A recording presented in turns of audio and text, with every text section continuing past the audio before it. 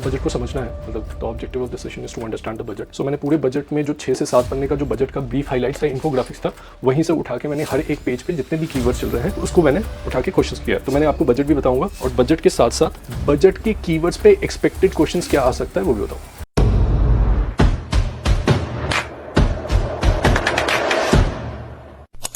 ठीक है, sustaining economic growth, first pillar of the budget, union budget, BUDGET 2026 and 27। So इसमें एक question भी था regarding to the presentation of the budget, मतलब presenting the budget into the parliament. तो which one is responsible for presenting the budget into the parliament? कौन responsible होता है budget को पेश करना पार्लियामेंट में? Finance minister. मतलब under constitution it is written that the finance minister is obliged and mandated to present the budget of our country to the parliament of India. ऐसा कहीं पे नहीं है। तो who is mandated to present the budget? President. Under which article it is? 1 ऐसा मत बोलो यार, एग्जाम नजदीक आ रहा है। 112 annual financial statement, 110 talks about money bill, right? 109 talks about procedure with respect to the money bill, ठीक है? 110 पे मनी बिल है, ठीक है? तो ऐसे कंफ्यूज नहीं होना, एग्जाम नजदीक आ रहा है ये। अच्छा 1 मिनट, ठीक, ऑल राइट। तो प्रेजेंटेशन ऑफ बजट यही पिछले साल क्या हुआ था, इसी पे डाउट था ना, यूपीएससी ने यही मिस्टेक कर दिया था ना कि prime minister is obliged to present the budget, मतलब prime finance minister is presenting budget on behalf of the prime minister of India. तो दैट्स वाई दे पूरा का पूरा कंट्री इज प्रोटेस्टिंग कि आप इतना बेसिक नहीं समझ सकते। दिस इज वाई जो इस साल का शायद मुझे ऐसा लगता है जो डिले हो रहा है फॉर्म निकलने में, उसका एक ये भी रीजन है कि शायद इस साल से जो एग्जाम कंडक्ट होगा उसके इमीडिएट बाद दे will be giving the answer की। उसके अंदर आपको 2 दिन के अंदर बताना होगा कि कहाँ कहाँ पे इशू है, उसके बाद फाइनली रिजल्ट आएगा। तो ये शायद ये भी एक रीज़न हो सकता है इसका डिले होने का। एक तो कैडर वाला तो है ही, कैडर वाला आप लोगों ने देखा होगा। कैडर जो पहले क्या था, स्टेट स्पेसिफिक कैडर बनता था, अब अल्फ़ाबेटिकल सीरीज में बन गया कैडर, ठीक है? तो वो भी एक इशू हो गया है, ठीक है? तो सबसे पहले सस्टेनिंग इकोनॉमिक ग्रोथ के लिए the government of India particularly कहाँ पे फोकस कर रही है? Manufacturing, strategic and frontier sectors. तो मैन्युफैक्चरिंग में भी हम लोग ने ऐसे बहुत सारे मल्टीपल क्वेश्चंस प्रैक्टिस किए हैं। मैन्युफैक्चरिंग का मतलब कोई एक सेगमेंट नहीं होता, कोई एक सेक्टर नहीं होता। Technically targeting India semiconductor mission 2.0, ठीक है? मैंने पहला क्वेश्चन इसी पे बनाया है, इंडिया सेमीकंडक्टर मिशन 2.0 के ऊपर। दूसरा क्वेश्चन मैंने बायो फार्मा पे बनाया, ठीक है ना? बायो फार्मा आपको पता है अभी करेंटली जो बायो फार्मा है, it's a new kind of treatment medicine production comparative to the traditional method of medicine production. Bio pharma में क्या होता है वो अभी हम लोग देखेंगे, अभी डिस्कस करेंगे, तो ठीक है? अब हाँ प्लीज बैठ जाए। High tech tool rooms into central public sector enterprises, scheme for container manufacturing, integrated program for textile. तो गवर्नमेंट ऑफ इंडिया का फोकस कहाँ कहाँ पे है वो अभी देखते जाओ एक एक करके। सेमी कंडक्टर पे पहला इंपॉर्टेंट फोकस है, ठीक है? रीज़न मैंने उस क्वेश्चन को ऐसे ही फ्रेम किया है कि आप इस चीज़ को समझो कि इंडिया सेमी कंडक्टर में ही पुश क्यों कर रहा है। मतलब और भी तो कुछ में हम पुश कर सकते थे ना, किसी और भी चीज़ों पे पुश कर सकते थे। Why we are focusing on to the semiconductor? तो कहीं ना कहीं उस तरह का रिसोर्स और रिक्वायरमेंट हमारे पास होगा, that is basically pushing for the India semi conductor mission. हम बायो फार्मा पे ही क्यों पुश कर रहे हैं? तो इंडिया का फार्मास्यूटिकल इंडस्ट्री जो है वो कंपैरेटिवली कंपिटिटिव एडवांटेज में है in comparison to the other countries. तो बायो फार्मा हो गया। High tech tool rooms for central public sector enterprises. दूसरा क्वेश्चन मैंने एक सेट किया है, रेयर अर्थ परमानेंट मैग्नेट।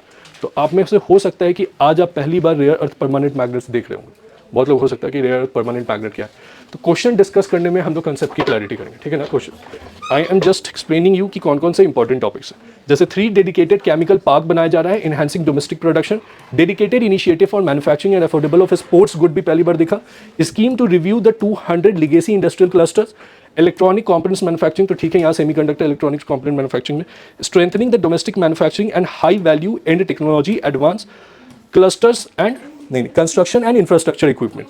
तो कंस्ट्रक्शन और इंफ्रास्ट्रक्चर इक्विपमेंट जो बड़ा बड़ा कंस्ट्रक्शन जो बिल्डिंग्स बनाते हैं उसकी रिगार्डिंग चीज़ है। अब पहला क्वेश्चन हम लोग देखते हैं इसमें। In the union budget 2026 and 27 India announce semiconductor mission 2.0 to strengthen its domestic semiconductor ecosystem, ठीक है? डायरेक्टली पीआईबी जो मैंने पढ़ा उसमें दिया हुआ है कि इंडिया का कैपेबिलिटीज अक्रॉस 3 की pillars of the semi conductor value chain equipment manufacturing. Strong MSME base है हमारा। तो पहला पॉइंट पे ध्यान रखना है कि स्ट्रॉन्ग एमएसएमई बेस है हमारा for the semiconductor production in our country. दूसरा, material availability of chemical, minerals and gases, ठीक है? And service research and development chip for design AI and IoT talent, ठीक है ना? ये सारी चीजें। तो ऐसे सिचुएशन में एकदम इसका करेक्ट रीजन हो जाएगा फर्स्ट, ठीक है? तो हमारे पास क्योंकि ये सारी चीजें हैं, that's why we are trading for the semiconductor production 2.0। समझ में आ रहा है ना? ठीक है, अब बताओ अभी लीडिंग वर्ल्ड प्रोड्यूसर कौन है सेमीकंडक्टर का? हाँ, Taiwan is the leading producer of the semiconductor. India है कितने नंबर पे और सेकंड पे कौन है? चलो इतना तो दूर तक नहीं जाना है, Taiwan is the leading producer of that. ठीक है, तो इसमें semiconductor mission 2.0 is logically grounded in India's growing strength across the entire semiconductor value chain. Value chain का मतलब आप समझ रहे हैं, प्रोडक्शन से लेके सप्लाई तक सारा कुछ। ठीक है ना? The presence of the robust MSME ecosystem access to critical raw material. कौन से रॉ मटेरियल की जरूरत पड़ती है सेमीकंडक्टर प्रोडक्शन के लिए? हाँ, सिलिकॉन। और ये मैंने लास्ट वाले सेशन में डिस्कस किया था। India is now producing silicon carbide based semiconductor. तुम नहीं आए थे शायद उस वाले सेशन में, उसमें मैंने बताया था कि ट्रेडिशनल सेमीकंडक्टर जो प्रोडक्शन होता था पहले वो सिलिकॉन बेस्ड होता था, अब हम लोग सिलिकॉन से सिलिकॉन कार्बाइड बेस्ड पे चले गए। ठीक है ना? ऑलराइट, याद रखिएगा एग्जाम वाले दिन ये मैं आपको पीआईबी में हाईलाइटेड की पॉइंट्स बता रहा हूँ। It can be asked in the examination. ठीक है, the talent semiconductor advance digital technologies collectively justify the scaling of India semiconductor policy frame. Next question इसमें है रेयर अर्थ परमानेंट मैग्नेट। ठीक है, तो रेयर अर्थ परमानेंट मैग्नेट ऊपर इसमें आया था। तो scheme for rare earth permanent magnet research mining processing and manufacturing. तो आप में से कोई बता सकता है कि रेयर अर्थ परमानेंट मैग्नेट हम किस चीज़ से निकालते हैं? रेयर अर्थ मेटल से। तो rare earth permanent magnet technically क्या होता है? What is rare earth permanent magnet? तो रेयर अर्थ मटेरियल तो है ही, साथ में rare earth permanent magnets. Permanent magnet क्या करेगा? मतलब why this keyword is used here, मतलब this are the rare earth strong magnet basically. ठीक है ना? मैग्नेटिज्म लूज होता है over a period of time. अगर आप लोगों ने बचपन में मैग्नेट से खेला हो तो मैग्नेटिज्म उसका लूज हो जाता है over a period of time. Permanent magnet में ऐसा नहीं होगा। ठीक है, नाउ क्वेश्चन है इस पे, REPM are used in electric vehicle, wind turbines, electronic, aerospace and defence. तो ये तो बहुत ही जनरल टर्म, इसको तो हम नहीं हटा सकते हैं। ठीक है, अब ये बताइए क्यों ऐसा यूज कर रहे हैं हम इसको इन सब चीज़ों में, विंड टर्बाइंस में, इलेक्ट्रॉनिक, स्पेस में? Due to the permanent nature of the magnetic, giving it a strength to sustain into the wind turbines. जो विंड टर्बाइन इतना बड़ा बनता है उसमें rare earth permanent magnet play a very crucial role. Government of India rare earth permanent magnet का supply के लिए they are putting effort. अभी करंटली रेयर अर्थ एलिमेंट्स जो है उसका सप्लाई चेन किसके डोमिनेंस में है? चाइना के। तो गवर्नमेंट ऑफ इंडिया उसके लिए क्या कर रही है? What the government of India is currently doing for it, कि रेयर अर्थ एलिमेंट का सप्लाई प्रॉपर हो, सिक्योर सप्लाई हो। So what government of India is doing for it? REPM are made from the rare earth oxide. ये तो derive from the monazite sand found in Andhra Pradesh, Odisha, Tamil Nadu, Kerala, West Bengal and Gujarat. ये सही statement है क्या? हाँ, तो ये monazite sand Andhra, Odisha, Tamil Nadu, Kerala, West Bengal सब गुजरात में भी मिलता है क्या? गुजरात का डाउट है, सही बात कर रहे हैं। केरला में तो है, केरला के कोस्ट में तो मिलता है, तमिलनाडु के कोस्ट, इंडिया के सारे कोस्टल स्टेट्स में लगभग ऑलमोस्ट सारे मोनाजाइट सैंड जहां मिलते हैं। तो आप ध्यान से देखो, सारे कोस्टल स्टेट्स का ही नाम है ना, सारे कोस्टल स्टेट्स में। अब क्या है, Khanij Videsh India Limited KABIL is responsible for overseas acquisition of rare earth element for India. यही मैं बता रहा था कि India for the ensuring the secure supply of the rare earth element, Khanij Videsh India limited इन लोगों ने बनाया है और बाहर एक्सप्लोरेशन मतलब साइट जो है वो लेने की कोशिश कर रहे हैं कि एक इंश्योर रहे सप्लाई। अभी किसके डोमिनेंस में है? चाइना के डोमिनेंस में। ठीक है, ये जो खनिज विदेश इंडिया लिमिटेड है ये क्या है? What it is? कंपनी है, PSU है, पब्लिक सेक्टर अंडरटेकिंग है, इंडिया का PSU है। इसको किसने बनाया? हाँ, कंपनी। ठीक है, तो किसने मतलब इनके किस किस के साथ कॉपरेशन करके इसको बनाया गया? कौन कौन से एल्युमिनियम एक्सप्लोरेशन, कौन कौन सी पब्लिक सेक्टर अंडरटेकिंग से मिलके इसको तीनों को मिलके बनाया? 3 पब्लिक सेक्टर अंडरटेकिंग है इंडिया की जो एक्सप्लोरेशंस करती है, जो माइनिंग्स करती है, उन तीनों ने मिलकर ये खनिज विदेश इंडिया लिमिटेड बनाया है। इसका काम है overseas acquisitions of the mineral sites, है ना। तो ये आप ध्यान दे दीजिएगा, हो सकता है कि एग्जाम में इसकी अंडरस्टैंडिंग से कुछ एलिमिनेट करने को मिल जाए। India is the largest global producer of rare earth permanent magnet. तो ये स्टेटमेंट तो गलत है, तो बहुत बेसिक क्वेश्चन था। ठीक है ना, इसको पढ़ने की भी जरूरत नहीं है।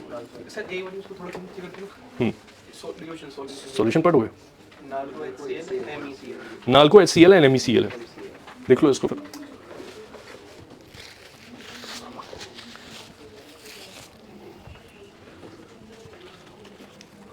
ठीक है, India possesses a monazite sand which are source of rare earth elements. These sands are found along the coastal and inland placer deposit of Andhra Pradesh, Odisha, Tamil Nadu, West Bengal and Gujarat. NALCO stands for HCl, Hindustan Copper, and MECI. ठीक है, अभी China dominate कर रहा है, तो China पे याद रखना है कि चाइना के पास रेयर अर्थ एलिमेंट्स है। अभी रिसेंटली जो ब्रिक्स का भी समिट हुआ था, ब्रिक्स समिट में भी ये इंडिया ने यही बोला था कि चाइना शुड टेक प्रॉपर मतलब प्रॉपर मेजर्स की ensuring the supply of the rare earth elements, तो उसके लिए प्रॉपर मेजर्स होना चाहिए, ठीक है। Which of the following statement best distinguishes biopharma from traditional pharmaceutical manufacturing. तो देखो ये बड़ा यूनिक सा कंसेप्ट था, it is also new to me, I was not aware regarding to the biopharma concept. Biopharma is different from the traditional pharmaceutical manufacturing. जो traditional pharmaceutical manufacturing होती है India में, तो वो क्या होता है, ट्रेडिशनल मेडिसिन में क्या करते हैं, सिंथेटिक होता है केमिकल का मोस्ट। बायोफार्मा में पहली बार क्या है, living biological system such as cell और microorganism produce therapies like vaccine and biologics. तो उसमें हम लोग क्या करते हैं, लिविंग बायो ऑर्गेनिज्म को यूज करते हैं, ये पता था। ये तो ऑप्शन देख के अगर पता चल गया तो अलग बात है, लेकिन आप मान के चलिए एग्जाम वाले दिन अगर it comes with the more, अगर उसके ज्यादा आ गया, अगर मान लो और डेप्थ में आ गया, तो फिर क्या करोगे। Biopharma industry is boosting in our country, government of India is properly focusing into our budget. मैंने ऊपर ही बजट में आपको दिखाया कि बायोफार्मा पे गवर्नमेंट ऑफ इंडिया फोकस कर रही है, बायोफार्मा शक्ति नाम से। तो आपको बायोफार्मा शक्ति की जगह बायोफार्मा पता होना चाहिए ढंग से, और बायोफार्मा का एप्लीकेशन कहाँ कहाँ होगा ये पता होना चाहिए। अब मुझे ये बताओ कि क्या बायोफार्मा के यूज से, मतलब बायोलॉजिकल लिविंग थिंग्स को यूज करके मेडिसिन बनाया जा रहा है, तो वैसे सिचुएशन में अभी करंटली आपको जानते हैं ऐसा मेडिसिन जिसको बायोफार्मा से ट्रीट किया जा रहा है। इसी से बायोसिमिलर का भी एक कंसेप्ट है, बायोसिमिलर। हाँ, कोविड में वैक्सीन बना था, एक बायोसिमिलर का भी कंसेप्ट है इसमें, जैसे जेनरिक मेडिसिन होता है, जो केमिकल होता है उसका जेनरिक मेडिसिन मार्केट में मिलता है, उसी तरह से बायोफार्मा में बायोसिमिलर, सेम दोनों टाइप का, सेम के लिए बायोसिमिलर यूज करते हैं वर्ड। तो ये एग्जाम में आ सकता है और पीआईबी में काफी था। अब इसमें है कि tax reform to boost the manufacturing sector. तो एक बहुत बेसिक सा क्वेश्चन मैंने बनाया उसमें कि अगर मुझे मैन्युफैक्चरिंग सेक्टर में टैक्स रिफॉर्म मतलब कि बूस्ट करना है मैन्युफैक्चरिंग सेक्टर को, तो क्या करना होगा वैसे सिचुएशन में। तो इसके कीवर्ड देखो, exemption from income tax, provision of safe harbour, deferred duty payment, increase in limit of duty free imports. तो यहाँ पे कीवर्ड्स दिख रहा है, ड्यूटी फ्री इंपोर्ट्स हो गया, तो एक तरह का incentivisation I have to give to the company in order to boost the manufacturing sector. जैसे अगर मैं टैक्स बढ़ा देता हूं किसी कंपनी के ऊपर, तो it is disincentivising that company for the production. In order to incentivise that company we have to reduce the taxes on to that, as well as have to provide subsidy in the matter. उसमें subsidy भी देना होता है और tax भी reduce करना होता है। ड्यूटी फ्री का क्या मतलब है, ड्यूटी फ्री इंपोर्ट करने का क्या मतलब, टैक्स पे लगाते हैं ना, इंपोर्ट्स पे वो नहीं लगाना है। तो इंपोर्ट कर क्यों रहे हैं, मैन्युफैक्चरिंग इंपोर्ट कर क्यों रहा है, किस चीज के लिए इंपोर्ट कर रहा है। इंपोर्ट जो पड़ते हैं ना, यस, वेरी गुड। इनपुट्स जो आता है वो इंपोर्ट अगर इनको करना है तो उस पर हम ड्यूटी फ्री कर देंगे, so that the cost of production will reduce into that. Duty free import to specified input extended, तो ये हो गया हमारा duty free imports to extended. Extension of time for the export,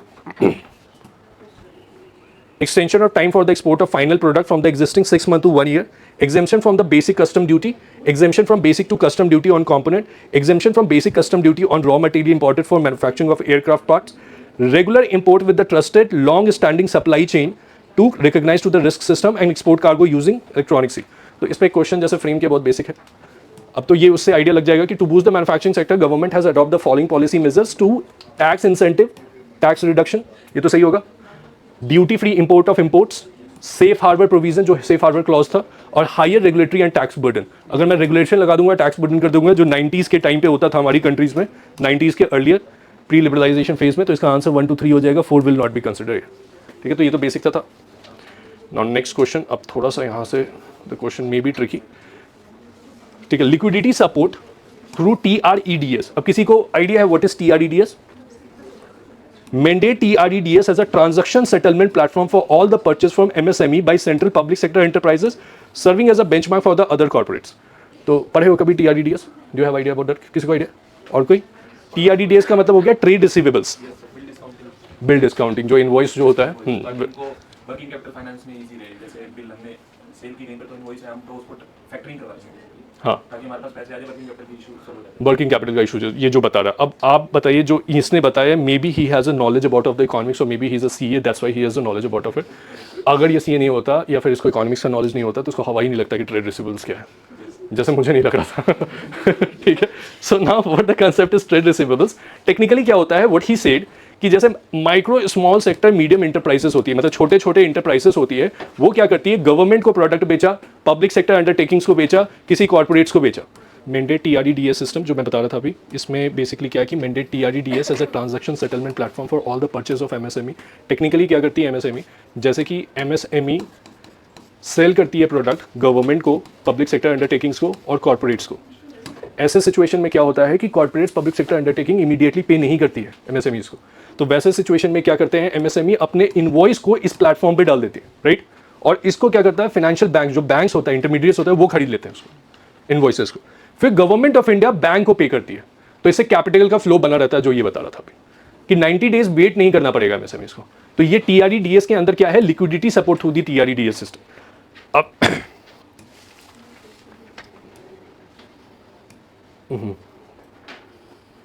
ठीक है, so now the question is regarding to it कि with reference to the trade receivables discounting system as highlighted in the Union Budget 26-27 for promoting MSME, TREDS is a electronic platform। इतना detail में नहीं आएगा exam वाले दिन, ये हो सकता है कि कहीं ऑप्शन में कहीं दिख जाए TREDS।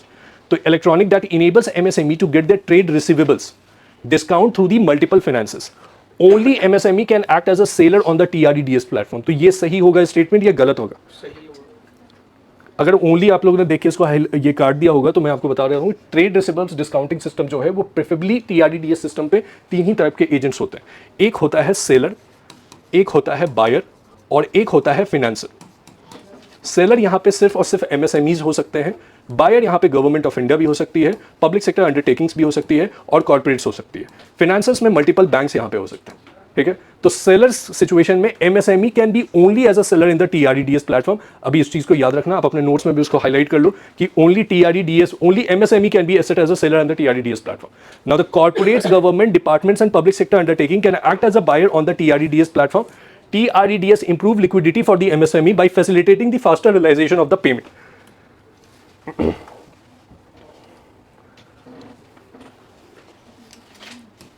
इसको क्या करना है अभी, इसको ऊपर करने के लिए चेंज, ठीक है। तो अभी इसमें what are the trade receivables, तो इसको एक बार देखते हैं। इसमें ट्रेड रिसीवेबल्स मतलब trade receivables are payment that MSME are suppose to receive from the buyers like corporate, public sector undertaking and government department after supplying goods and services।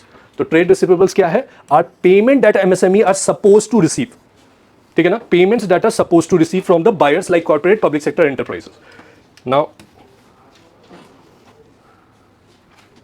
example, जैसे MSME supply goods worth of 10 lakh to the public sector PSU। the PSU will pay after 60 to 90 days। जो unpaid 10 lakh है is the MSME trade receivables। इसको क्या करते हैं, what does discount mean, discounting means the MSME do not wait for the buyers to pay. MSME wait नहीं करेगा, इसको कौन पे कर देगा, बैंक पे कर देगा। और फाइनली फिर क्या होगा, गवर्नमेंट ऑफ इंडिया मतलब बैंक, फिर बैंक क्या करेगा, गवर्नमेंट ऑफ इंडिया से पैसा लेगा। तो यही टीआरईडीएस प्लेटफॉर्म है, ठीक है ना। तो इसको आई होप कि इसमें थोड़ा सा क्लैरिटी आया हो। Now service sector, high power education for employment and enterprises, standing committee to focus on the service sector as a co driver of the Viksit Bharat, ठीक है। Upgrade establishing new institution for allied health professional in the 10 selected discipline. तो health में बात की जा रही है, service sector की बात की जा रही है। केयर इकोनॉमी क्या कंसेप्ट है, कोई बता सकता है, what is care economy? And NSQF allied programme train 1.5 lakh multi skill care givers. Care economy sir जैसे हाउस होल्ड वर्क वगैरह जो होता है, सारी चीजें, हाउस होल्ड वर्क हो गया या फिर एल्डरली को अगर आप केयर दे रहे हो तो that is considered under the care economy. Now the care economy has a lots of potential into the India because our demographic dividend is now becoming demographic burden later, मतलब कि अभी 26 और 2050 के बाद वी आर एक्सपेक्टिंग कि हमारे यहाँ ageing population आनी शुरू हो जाएगी। तो gradually the concept of care economy is boosting. तो बजट ने पर्टिकुलरली फोकस किया है केयर इकोनॉमी के। तो NSQF का क्या मतलब है? मिनिस्ट्री ऑफ स्किल डेवलपमेंट का एक नेशनल स्किल क्वालिटी फ्रेमवर्क है। Yes, national skill quality framework. It is a align programme to train 1.5 lakh multi skilled care givers train किया जा रहा है इसके, ठीक है ना। तो ये एक अच्छी चीज थी इसमें जानने की। दूसरा एक concept of medical tourism. Concept of medical tourism was there. The scheme to support establishing 5 hubs for medical value tourism। तो मैंने इस पे मेडिकल टूरिज्म पे एक क्वेश्चन फ्रेम किया है कि इंडिया में मेडिकल टूरिज्म का पोटेंशियल बहुत हाई है, तो उसका रीजन क्या क्या है उसमें रीजनिंग में मैंने डाला। फिर government of India is particularly focusing on Ayush. Ayush क्या हो गया, ट्रेडिशनल मेडिसिन की बात कर रही है। तो इसके लिए all India institute of Ayurveda upgrading AYUSH pharmacies and drug testing labs for higher standard of certification ecosystem and upgrading the WHO global traditional medicine centre. तो WHO ने रिसेंटली ट्रेडिशनल मेडिसिन पे दिया है अप्रूवल हमें, recently WHO regarding to the traditional medicine. अभी क्या चल रहा था न्यूज़ में कुछ टाइम पहले, the WHO has now accepting traditional medicine, पहले नहीं था।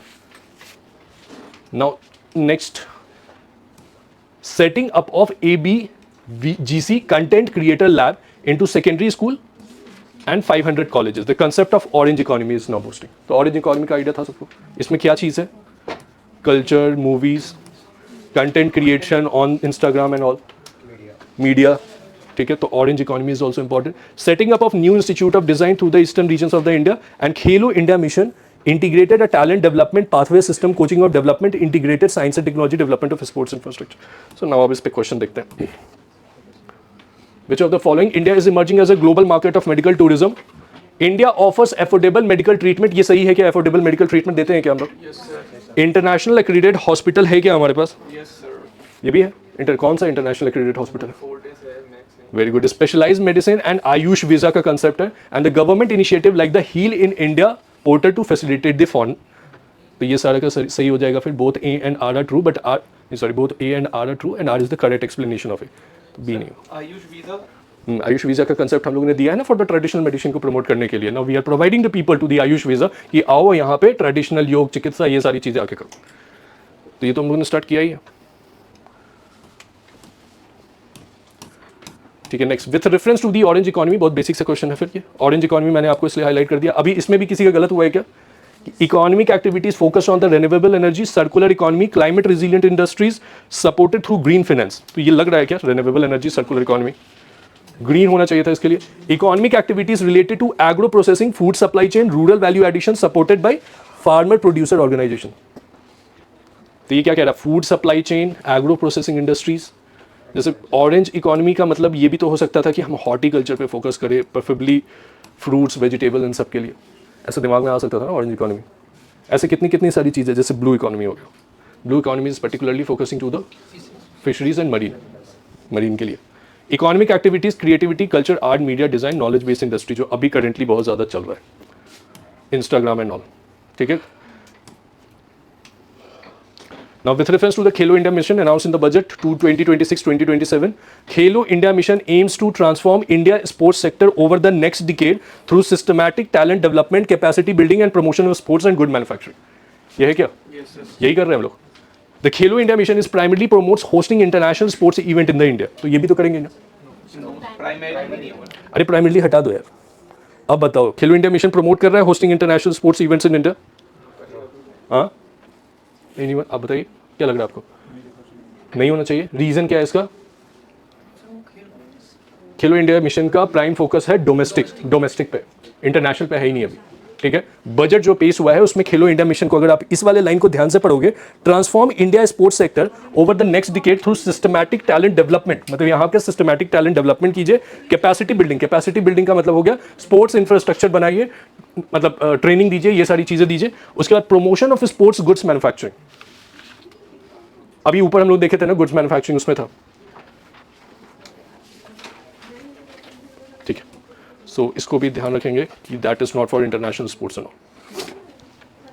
तो सेकेंड स्टेटमेंट इसमें इनकरेक्ट है. Now next, 5 university township in the vicinity of major industrial and logistic corridor, girls hostel in higher education STEM. STEM का क्या मतलब होता है? Science. And mathematics. Setting up of upgrading 4 telescope infrastructure facilities, setting up of National Institute of Hospitality, bridge between academia, industry and government, pilot scheme for upskilling 10,000 guides in 20 iconic tourist sites, national destination digital knowledge grid to digitally document all places of significance. इसका क्या मतलब है कि national destination digital knowledge grid बनाया जाए? What is the meaning of that? National destination digital knowledge. Digitally जो document उसका जैसे डिजिलॉकर टाइप का. to digitally document all places of significance. तो एक ऐसी डॉक्यूमेंट जिसमें जितनी भी जरूरी प्लेसेस है हाँ, उसका एक जगह पे कलेक्शन, जैसे डिजिलॉकर है ना, वैसे कलेक्ट करें. To develop ecological sustainable mountain trails, turtle trails and bird watching trails in select state. तो कौन कौन से सेलेक्ट, जैसे माउंटेन ट्रेल अगर मुझे बनाना होगा तो किस स्टेट्स को फोकस करेंगे हम लोग, और अगर मुझे टर्टल ट्रेल बनाना होगा तो किस स्टेट पे प्राइमरली फोकस करेंगे? उड़ीसा जैसे स्टेट पे फोकस करेंगे. बर्ड वॉचिंग ट्रेल अगर बनाना होगा तो मुझे कहाँ पे बर्ड वॉचिंग ट्रेल बना सकते हैं? सर जहाँ पर वो इंटरनेशनल फ्लाइंग में है. हरियाणा, गुजरात, राजस्थान. हरियाणा में क्यों आपको लगता है कि बर्ड वॉचिंग ट्रेल हमें बनाना चाहिए? इंडिया में जो बर्ड का सबसे ज़्यादा, जैसे ठंड के टाइम पे बर्ड जो साइबेरियन से जाती है वो इंडिया में मोस्टली कहाँ पे रुकती है? चिलिका लेक का नाम सुना है? कितनी बार न्यूज़ में आता रहता है कि most of the birds are passing through the Chilika. वो एशियन फ्लाईवे में भी आते हैं ये जोन्स, है कि नहीं? तो ये भी बर्ड वॉचिंग ट्रेल वहीं पे बनेगा. टर्टल ट्रेल जो आप अभी उड़ीसा बता रहे थे वो, हाँ, ऑलिव रेड लीफ. गहीर मठ जो है हमारा, गहीर मठ क्या है? Mangrove system. कहाँ पे है? भितरकनिका नेशनल पार्क के पास. फिर India to host the first ever global big cat, तो ये इसमें मैंने बनाया भी कि ग्लोबल बिग कैट समिट होने वाला है। इंडिया ने ही इस ऑर्गेनाइजेशन को स्टार्ट किया था, ग्लोबल बिग कैट अलायंस। तो बिग कैट अलायंस पे भी एक क्वेश्चन है, ठीक है। अब टैक्स रिफॉर्म तो ठीक है, tax reform already we have done. Now with reference to the international big cat alliance, तो what is the International Big Cat Alliance system? Consider the following statement. International Big Cat Alliance is a global initiative launched by India to promote cooperation for its conservation of big cat species. तो ये सही statement India ने launch किया है क्या big cat alliance को? ये big cat alliance जो है ये इंडिया की इनिशिएटिव है, ठीक है। ऐसे और कौन कौन से इनिशिएटिव है इंडिया के? International solar alliance, coalition for disaster resilient infrastructure CDRI, और कोलिएशन फॉर डिजास्टर रिलीजियस इंफ्रास्ट्रक्चर, इंटरनेशनल सोलर अलायंस हो गया। फिर अभी इतने सारे टेस्ट में हम लोग डिस्कस किए हैं, मैंने बताया है एक इकोनॉमिक कॉरिडोर है जो इंडिया लीड कर रहा है उसको, इंडिया से यूरोप का, क्या नाम है इसका? IMEC। और बताओ ऐसे सर, ऐसे वो क्या कहते हैं, ईस्टर्न कॉरिडोर जो चेन्नई से व्लादिवोस्तोक के लिए इंडिया लीड कर रहा है, वो इंडिया लीड कर रहा है उसको। और कोई ऐसे initiative? Alliance focus only on the conservation of Asian big cats such as tiger, lion, leopard and snow leopard. कितने को टारगेट कर रहे हैं हम लोग? कितनी स्पीसीज है अंदर? 7, वेरी गुड, 7 स्पीसीज है। बता सकते हो क्या क्या नाम है उसका? जागुआर, पूमा, सब ये सारे इंडिया में मिलते हैं? पूमा और जागुआर इंडिया में नहीं मिलते। First global big cat summit under IBCA will be hosted jointly by India and Africa range countries in 2026। तो ये सही स्टेटमेंट होगा। कैसे? अभी तो ऊपर देखा हम लोग ने, अफ्रीका कंट्री नहीं है, सिर्फ इंडिया कर रही है। पहला समिट जो होगा वो 2026 में होगा। तो अगर पहला समिट बजट में अगर मेंशन किया है तो याद रखना एग्जाम वाले दिन आने का चांसेस है, ठीक है। तो एक तो ये हो गया। अब जैसे नेक्स्ट क्वेश्चन इसमें आता है रिगार्डिंग टू फाइनेंशियल सेक्टर, ठीक है। इसमें फाइनेंशियल सेक्टर में एक अच्छी चीज था यहाँ पे, म्युनिसिपल बॉन्ड का concept, incentive of 100 crore for the single issuance of municipal bond of more than 1000 crore, current scheme under the AMRUT will continue. तो ये लिख रहा है कि incentive of 100 crore for the single issuance of municipal bond. India में municipal bond कौन issue करता है? Municipal corporation. अगर एक सिंगल बॉन्ड में 1000 करोड़ अगर हो गया तो सरकार भी ऊपर से 100 करोड़ देगी, ये लिखा हुआ है इस लाइन में। मतलब कि एक सिंगल बॉन्ड में म्युनिसिपल कॉर्पोरेशन ने 1000 रुपये कहीं से उठा लिया, 1000 करोड़ रुपये उठा लिया, तो government will give the 100 crore rupees as a incentive. अब आपका काम ये है कि आप म्युनिसिपल बॉन्ड को समझो कि what is municipal bond. So with reference to the municipal bonds in India, consider the following statement. Municipal bonds are issued by urban local bodies such as municipal corporation, municipalities to raise the funds for urban infrastructure project. तो ये तो सही है। अब municipal bonds in India are regulated by Reserve Bank of India under its banking and monetary policy framework. तो ये भी सही होगा, सेबी करता है, ये पता था या देखा है अभी नेट पे? रिजर्व बैंक ऑफ इंडिया पता था, have idea about that? Reserve bank of India नहीं करती है, 6 बॉन्ड है तो फिर वैसे नहीं करेगी यार, क्यों नहीं करेगी? गवर्नमेंट सिक्योरिटीज और गवर्नमेंट बॉन्ड कौन रेगुलेट करता है इंडिया में? Government bond. तो ये म्युनिसिपल बॉन्ड कैसा है फिर? बॉन्ड सेबी का काम तो इक्विटी को करना होता है। दो चीज कंसेप्ट होता है इकोनॉमिक्स में, एक इक्विटी होता है और एक डेप्ट होता है, ठीक है। ये डेप्ट है, इक्विटी नहीं है। इक्विटी में आपके पास शेयर आ जाता है, तो शेयर्स की रेगुलेशन सेबी करती है कंट्री में। बॉन्ड्स का रेगुलेशन कौन कौन देखता है? जैसे गवर्नमेंट सिक्योरिटी RBI देखता है ना। तो इसमें कंफ्यूजन हो सकता है ना कि म्युनिसिपल बॉन्ड में, अब आपको पता है तो बहुत अच्छी बात है, मतलब यू मे गेट कंफ्यूज, क्योंकि गवर्नमेंट सिक्योरिटीज जो होता है उसको RBI देखती है ना, इसलिए, ठीक है। अब increasing farmer income by enhancing productivity in agriculture and life sectors, dedicated programme for horticulture. तो इसको नीचे से देखते हैं, ये नीचे से ऊपर तक जा रहा है। तो भारत विस्तार बनाएंगे, भारत विस्तार इसमें आया, इन लोगों ने सैंडलवुड पे फोकस किया, focus cultivation and post harvest processing in the sandalwood का तो आप लोग को आइडिया होगा। Sandalwood is basically endemic to south Indian countries, south India जो है साउथ इंडियन स्टेट्स में endemic. Sandalwood is very important, it is a important timber resources, it's a tropical hardwood use for the जितना भी आप musical instruments से दरवाजा ये सब चीज़ें होते हैं सैंडलवुड से बनता है। प्रीमियम क्वालिटी का प्रोडक्ट है वो, इस वजह से उसकी तस्करी बहुत ज़्यादा होती है सैंडलवुड की, ठीक है। फिशरीज पे गवर्नमेंट ऑफ इंडिया कह रहा है कि integrated development of 500 reservoirs and Amrit Sarovar, strengthening the fisheries value chain in the coastal areas and enabling market linkage for startup and women led groups together with the fisher. मतलब आप fisheries को protection करने के लिए दे आर पुटिंग प्रेशर कि 500 रिजर्वॉय बनाया जाएगा, अमृत सरोवर बनाया जाएगा। मैंने उस पर भी एक क्वेश्चन फ्रेम किया है फिशरीज के ऊपर, उसको भी देखेंगे। फिर now dedicated programme for the India cashew and cocoa. तो कैश्यू एंड कोकोआ बजट में लिखा हुआ है, ठीक है ना। तो आपको कैश्यू एंड कोकोआ का इन एंड आउट पता होना चाहिए एग्जाम से पहले। बजट में सैंडलवुड लिखा हुआ है तो आपको सैंडलवुड का भी इन एंड आउट पता होना चाहिए, फिशरीज लिखा हुआ है तो आपको फिशरीज के बारे में भी पता होना चाहिए। डन, मतलब ये आप समझ रहे हो टॉपिक यहीं से निकल के आ रहा है। अब इसके बाद आपको समझना है कि what you have to read actually. Supporting high value agriculture, तो इंडिया कैश्यू कोकोआ के ऊपर है, हाई वैल्यू एग्रीकल्चर। और देखते हैं इसमें ऊपर एनिमल हस्बेंड्री एंड हॉर्टिकल्चर। मैंने 3 इंपॉर्टेंट क्वेश्चन पे फ्रेम किया, एक सैंडलवुड पे, एक कैश्यू कोकोआ पे, एक फिशरीज पे। सो सबसे पहले देखते हैं रेड सैंडर्स पे। रेड सैंडर पे first question, the red sander was discussed with the in the context of the Union Budget 2026-2027, red sanders were discussed with the reference to the red sander. Consider following statement: red sander is endemic to South India. तो ये correct statement है. They are endemic. Endemic का क्या मतलब होता है कि they are native to the South Indian countries, South Indian states. Native का मतलब हो गया कि they are naturally found in that region. अगर आप वहाँ से लेके उसको किसी और रीजन में आपने लगा दिया तो इट विल बी कंसिडर कि आप उसको बाहर लेके आए, ठीक है ना, नेटिव नहीं है वो वहाँ का।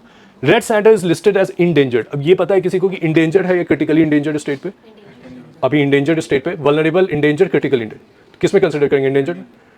ठीक है, तो ये अच्छा है कि आप लोग को एग्जैक्ट पता है। Red sander is found in tropical dry deciduous vegetation, ये सही होगा? ड्राई डेसिडुअस में या मॉइस्ट डेसिडुअस में? ठीक है, इंडिया में जैसे कि वेजिटेशन जो होता है जैसे कि हम क्या है कि ट्रॉपिकल कंट्री में बेसिकली वी आर लाइक, तो ट्रॉपिकल कंट्रीज में बेसिकली क्या होगा कि जितने भी ट्रॉपिकल रीजन्स में, जैसे ट्रॉपिक ऑफ कैंसर से लेके ट्रॉपिक ऑफ कैप्रिकॉर्न तक का रीजन जो होगा उसको ट्रॉपिकल रीजन कंसिडर किया जाएगा। अब उस ट्रॉपिकल रीजन में रेनफॉल के बेसिस पे, मतलब कितना रेनफॉल कौन सा एरिया रिसीव कर रहा है उसके बेसिस पे वेजिटेशन डिसाइड होगा। तो अगर ज़्यादा रेनफॉल हो रहा है तो रेन फॉरेस्ट होगा, उससे कम हो रहा है तो मॉइस्ट, उससे कम हो रहा है तो ड्राई डेसिडुअस, एंड उससे कम हो रहा है तो थॉर्न वेजिटेशन। ठीक है, राइट। अब ये है कि ट्रॉपिकल ड्राई डेसिडुअस वेजिटेशन में मिल रहा है, तो ये पर्टिकुलरली ड्राई डेसिडुअस वेजिटेशन का है। तो मॉइस्ट डेसिडुअस वेजिटेशन का कोई ट्री आप बता सकते हो या फिर रेन फॉरेस्ट का एक ट्री बता सकते हो? सैंडलवुड तो ये है ना, this is red sandals. Sandalwood जो होता है वो क्या होता है, ड्राई डेसिडुअस और मॉइस्ट डेसिडुअस दोनों में मिल सकता है। मॉइस्ट में भी मिल सकता है, ड्राई में भी मिल सकता है, लेकिन रेन फॉरेस्ट में नहीं मिलेगा। रेन फॉरेस्ट में महोगेनी, इबोनी मिलेगा। फिर और हाँ, teak is found in dry deciduous vegetation, teak उसमें मिलेगा, बबूल का पेड़, टीक का पेड़, शाल, शीशम, इनका पेड़। तो ये आपको नोट्स में बनाना पड़ेगा। Rhododendron will be found in two, चिनार का पेड़, रोहोडेंड्रॉन का पेड़, ये कहाँ पे मिलेगा? मोन्टेन वेजिटेशंस में। तो रोहोडेंड्रॉन एल्पाइन में मिलेगा। ठीक है, चिनार का पेड़ आप समझ रहे हो किसको बोल रहा हूँ मैं? मैपल सुना है? मैपल के पेड़ को हिंदी में चिनार का पेड़ बोलते हैं। तो जो आप मूवीज अगर देखते होगे तो मैपल के ही पेड़ को चिनार कश्मीर में बोला जाता है, चिनार का पेड़। मैपल का पेड़ की खास बात क्या है? ब्रॉड लीव्स होता है। ये सब कंसेप्ट पढ़ा है ना, ब्रॉड लीव्स, ये सारी, तो वो एकदम ध्यान से पढ़ना होगा। एग्जाम वाले दिन थोड़ा सा भी मिस्टेक हो सकता है, ब्रॉड लीव्स का भी क्लैरिटी होना चाहिए। फिर निडल लाइक लीव्स कहाँ पे मिलता है, किस साइड पे मिलता है। हालांकि इतने डिटेल में क्वेश्चंस नहीं आए हैं, बट आप अगर डिटेल में करेंगे तो कॉन्फिडेंस आ जाएगा एग्जाम वाले, है ना। ठीक है, ये सही हुआ था कि ड्राई डेसिडुअस में रेड सैंडल्स में नहीं? Okay, very good. ठीक है, next question, with reference to the global production of plantation crops consider the following statement. ये तो आ चुका है, पीवाईक्यू में आया है एक बार, कोकोआ आया है ना ये क्वेश्चन। ठीक है, with reference to the global production of plantation crop, plantation crops cocoa cashews को ही बोलते हैं। प्लांटेशन क्रॉप मतलब कमर्शियल क्रॉप्स को बोलते हैं। Consider the following pair, cocoa, Côte d'Ivoire, and Ghana, cashew, रेशू एंड कोटे। मतलब ये कहाँ मिल रहा है, विच ऑफ द फॉलोइंग? इसमें अच्छा ये नहीं लिखा हुआ है कि वो ग्लोबल प्रोडक्शन, हाँ, नेटिव पूजा की प्रोडक्शन, ये प्रोडक्शन के पर्सपेक्टिव से, ग्लोबल प्रोडक्शन ऑफ प्लांटेशन, ये प्रोडक्शन के पर्पस से, ठीक है ना, किस वाले जगह पे सबसे ज्यादा इसका प्रोडक्शन होता है। तो कोकोआ इसमें वो पूछ रहा है कि करेक्टली मैच्ड है या नहीं है। तो कोकोआ का प्रोडक्शन सबसे ज्यादा वर्ल्ड में कोटे डी इवरे और घाना में ही प्रोडक्शन होता है। और केशू नट का भी जो प्रोडक्शन है वर्ल्ड में सबसे ज्यादा कहाँ पे होता है? इंडिया और कोटे। ये आप सही कर सकते हो क्योंकि ये दोनों कीवर्ड बजट में मेंशन है, केशू और कोकोआ। ऊपर ही मैंने दिखाया ना, अभी बजट वाले हाईलाइट में था, दोनों मेंशन था। तो आप ये तो चलो आपको पता है क्योंकि ये 2024 के पीवाईक्यू में था। ये कैसे पता चलेगा? केशू भी था 2024 के पेपर में, वो उसमें एंडेमिक पूछा हुआ था, केशू, पपाया एंड सैंड। तो मतलब आप देख रहे हो ना कि कहाँ से ये सब कीवर्ड बजट्स में जो चलता रहता है। मेरी गवर्नमेंट का फोकस जिन ट्रीज पे है वो पर्टिकुलरली वही प्लांटेशन क्रॉप्स है, वही आते हैं एग्जाम।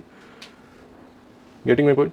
अब ये बताइए आप, केशू, कोटे डेवरे और घाना, मतलब यहाँ इंडिया में मिलेगा कि नहीं मिलेगा? प्रोडक्शन इसका ज़्यादा है कि नहीं यहाँ पे? सबसे पहले आप, अगर ये नहीं समझ में आता है तो सबसे पहले हम ये समझेंगे कोकोआ जो है वो बेसिकली किस तरह के क्लाइमेटिक कंडीशन पे होता है। तो उसके लिए हमें hot and humid climatic condition की ज़रूरत होती है। Hot and humid climatic condition. Hot and humid climatic condition आप समझ रहे हो. हॉट एंड ह्यूमिड का मतलब what is the meaning of hot and humid climatic condition. Sir temperature होना चाहिए, ह्यूमिडिटी होनी चाहिए, वो नहीं होना चाहिए, रेनफॉल भी होनी चाहिए और इक्वेटोरियल का. रेनफॉल. ह्यूमिड मतलब बेसिकली ह्यूमिडिटी होनी चाहिए. हॉट का तो मतलब हो गया कि temperature would be high. Humid का मतलब होता है कि थ्रू आउट द रेनफॉल. अगर हम वो क्लासिफिकेशन देखें तो 30 डिग्री से 45 डिग्री की. हाँ ठीक है, मतलब इक्वेटर वाले रीजन पे बात करो ना. ठीक है, hot and humid climatic condition. तो जैसे मान लो अगर याद नहीं आता एग्जाम वाले दिन, तो कोकोआ कोटे डिवरे घना जो है वो बेसिकली इक्वेटर वाले ही रीजन में लाई करता है. तो मैं इसको रूल आउट करने से पहले 2 बार सोचूंगा कि ऐसे नहीं कि आंख बन के गलत कर दूंगा. अगर मुझे पता है कि hot and humid climatic condition है तो मैं इसी को टिक करूंगा. ठीक है ना. कोटे डिवरे में भी केशू का सबसे ज्यादा प्रोडक्शन है, क्योंकि केशू का भी climatic condition hot and humid ही है टेक्निकली.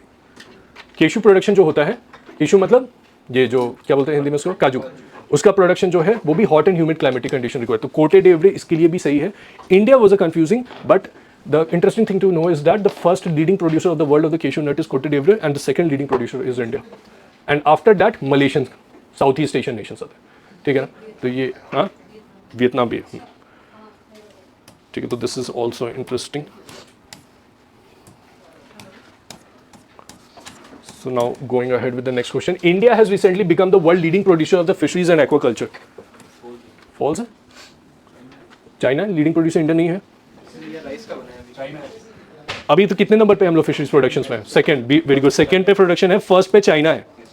लेकिन स्टिल हमारा प्रोडक्शन बढ़ा है कंपैरेटिवली अगर हम देखें प्रीवियस ईयर से. So we have resulted into more production comparing with respect to the last year, but still the China is taking the first position. Now what is the reason behind that? The government of India is promoting fisheries sector through initiatives such as Pradhan Mantri Matsya Yojana, National Fishery Policy and Sustainable Fishing Practices and Measures. तो ये statement तो सही है, but ये statement गलत है. India is not the leading producer of that.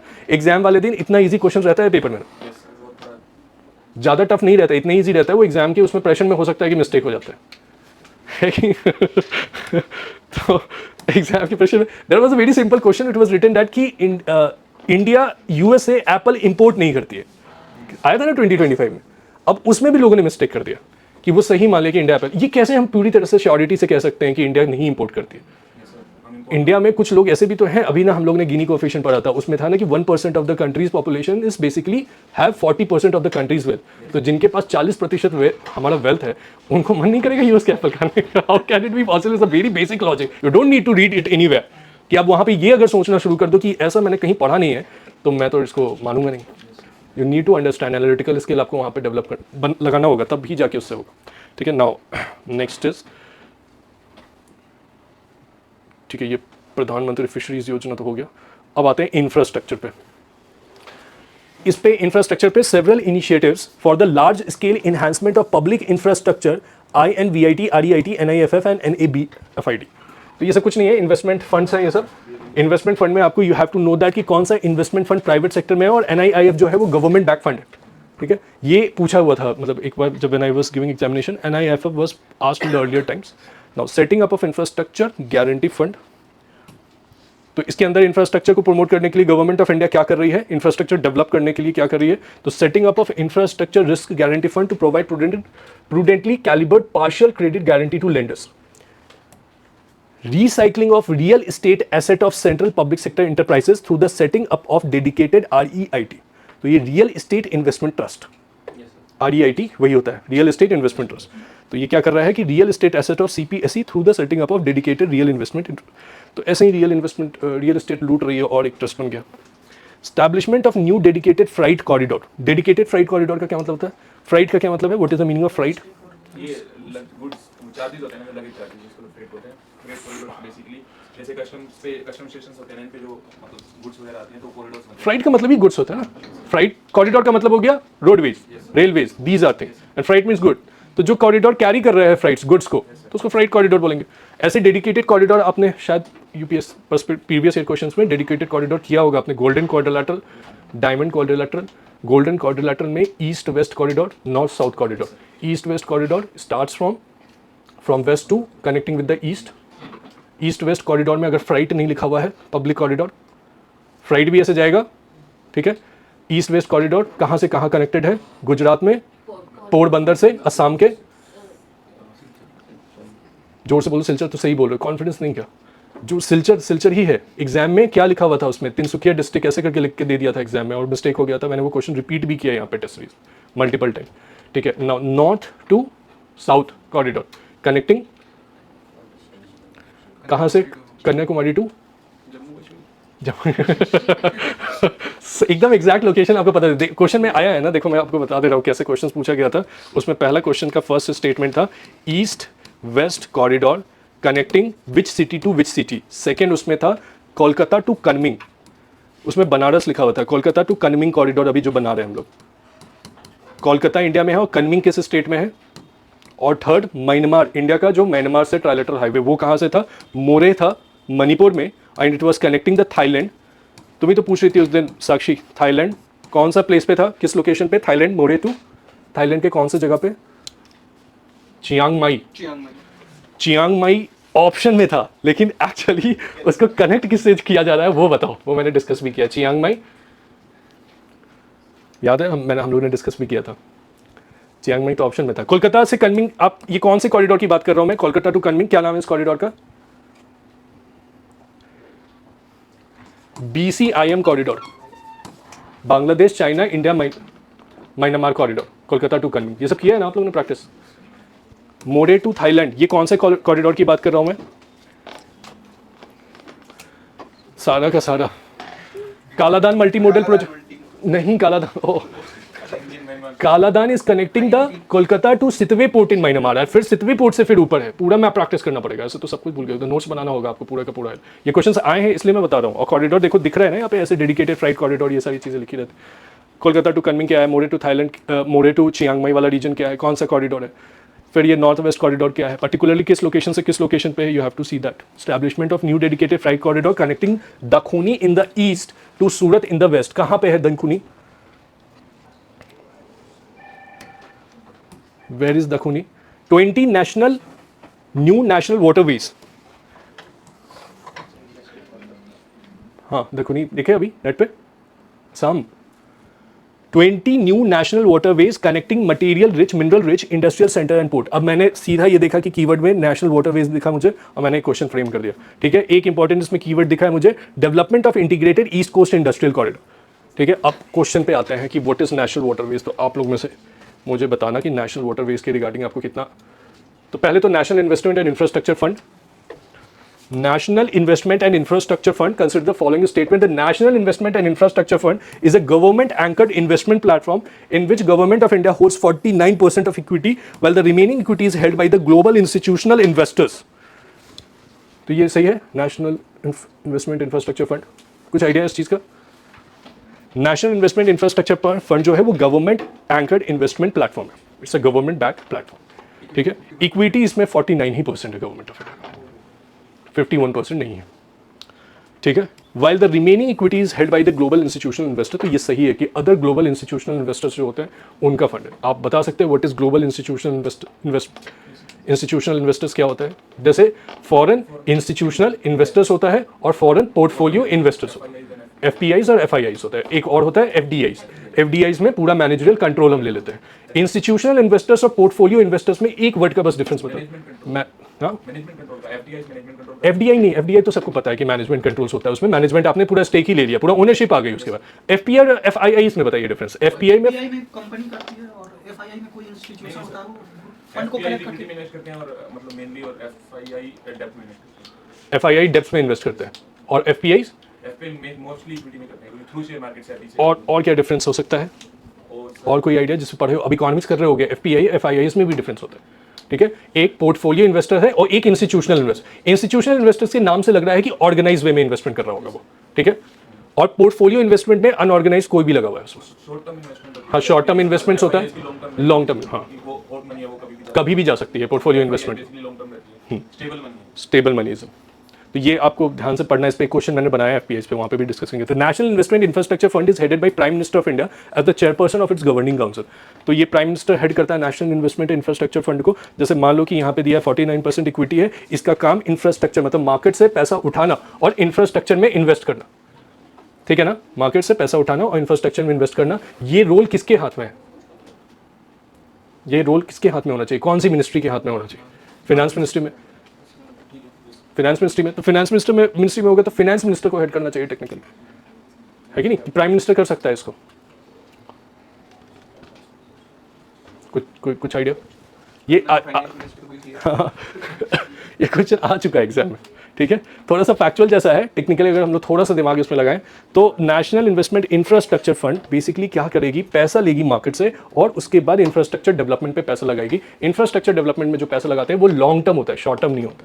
तो market से आप पैसा उठा के लॉन्ग टर्म इन्वेस्टमेंट कर रहे हो, ये टेक्निकली फाइनेंस मिनिस्ट्री के पास ही रहेगा, ये प्राइम मिनिस्टर इसको हेड नहीं करेगी, ठीक है ना? तो ये गलत हुआ था, सही हुआ था, मतलब तुक्का मार, ठीक है? तो NIFF is not headed by the Prime Minister.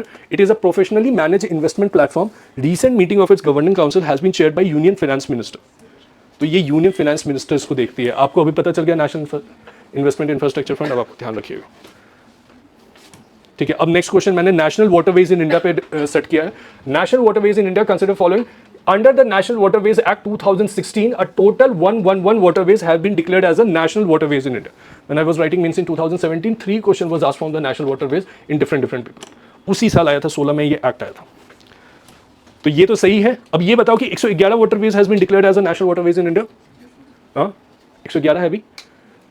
नहीं, कितना है टोटल इस एक्ट के अंदर? मतलब मैं नहीं कह रहा हूँ ये एक्ट बोल रहा है कि एक्ट ने कहा है कि 111 वाटरवेज इंडिया में होना चाहिए।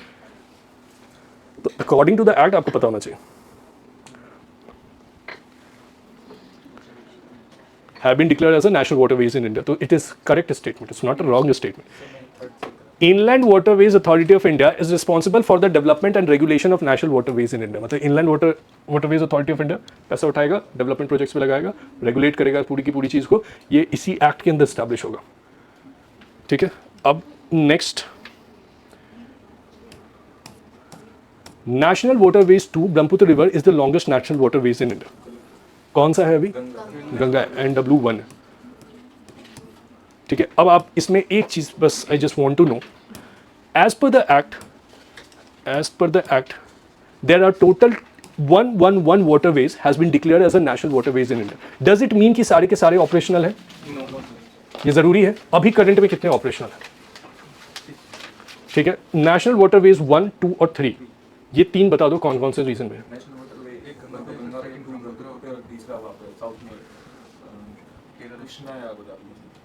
कृष्णा गोदावरी में नहीं है, केरला में बैक वाटर्स में है ना नेशनल वाटरवेज नंबर 3, केरला में बैक वाटर। जो आप लोग इन सब चीज़ों को ज्योग्राफी में नहीं पढ़ रहे हो ठीक है प्रणव, ये सारी चीज़ें ज्योग्राफी के पेपर में, Indian geography people and economy में ट्रांसपोर्टेशन वाले चैप्टर में आपको सारे नेशनल वाटरवेज जा जाके पढ़ने, 1, 2, 3, NW1, W2 and W3। So the high, सबसे ज़्यादा लेंथ में सबसे ज़्यादा जिसका है वो है गंगा ब्रह्मपुत्र, ठीक है? दूसरे नंबर पे ब्रह्मपुत्र, पहले नंबर पे गंगा। गंगा में कौन से स्ट्रेच पे अभी रिसेंटली गवर्नमेंट ऑफ इंडिया ने स्टार्ट किया था, वो शिप था, वो क्या था जो recently the government of India has started? Varanasi से स्ट्रेच से लेके पटना तक के स्ट्रेच तक का दे हैव स्टार्टेड वन। हाँ, कुछ छोटा सा जो शिप क्राफ्ट होता है उसमें नाउ यू कैन, आप उसका वो ले सकते हो, टूरिज्म सेक्टर में प्रमोट कर, ठीक है? So under national waterways act, ठीक है? तो this statement is also correct. Now Integrated East Coast Industrial Corridor proposed in the Union Budget 2026 and 27 is best described by which of the following? The industrial corridor aimed at strengthening port-led manufacturing.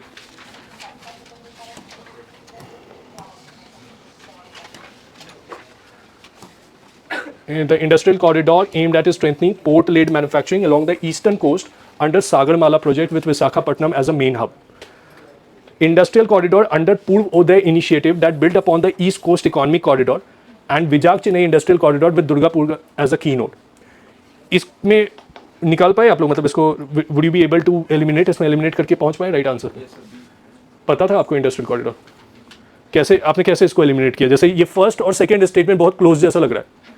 ये कह रहा है कि industrial corridor aimed at strengthening port led manufacturing along the eastern coast under the Sagarmala program with Visakhapatnam as a main hub. तो ये गलत, मतलब किस बेसिस पे आपको लगा कि ये नहीं होना चाहिए? Port led manufacturing, east coast industrial corridor है, तो बेसिकली क्या करेगा, किस चीज़ को प्रमोट करेगा? इंडस्ट्री के, बेसिकली द कॉरिडोर जो स्पेसिफिकली बनाया गया होगा वो इंडस्ट्री के डेवलपमेंट के पर्सपेक्टिव से होगा, ठीक है? पोर्ट लेड डेवलपमेंट तो हो ही सकता है, पोर्ट लेड मैन्युफैक्चरिंग तो कर ही सकते हैं उसमें, पोर्ट लेड मैन्युफैक्चरिंग तो होगा ना, ये तो चांसेस है कि एग्जाम वाले दिन गलत हो सकता है आपका। इसमें आप कैसे दिमाग लगाएंगे कि eastern coast under the Sagarmala project with Visakhapatnam as a main hub, तो इसके लिए आपको ऐसे पता होना चाहिए था। अगर आपको थोड़ा सा ईस्ट कोस्ट इकोनॉमिक कॉरिडोर का अगर थोड़ा आइडिया होता तो you can rule it out कि Visakhapatnam as a main hub नहीं है उसमें, ठीक है ना। The industrial corridor under the Purvodaya scheme that builds upon the east coast economic corridor and Vizag Chennai industrial corridor with Durgapur as a key node, तो इसमें Durgapur as a key note, ठीक है ना। ये ऊपर मैंने डिस्कस किया है, इसमें ऊपर ये आया था बजट में, तो बजट में एक बार दिख जाएगा। चांसेस आर हाई कि east coast economic corridor, east coast economic corridor government of India किसके साथ मिलकर बना रहा है, किसके साथ बना रहा है, हाँ किसे फंड लिया है हमने, आप बताइए। ईस्ट कोस्ट इकोनॉमिक कॉरिडोर किसके साथ कुछ एडीबी ना, एडीबी के साथ मिलकर बना रहा है ना east coast economic corridor India, government of India, Asian development bank, ये सब पता होना चाहिए।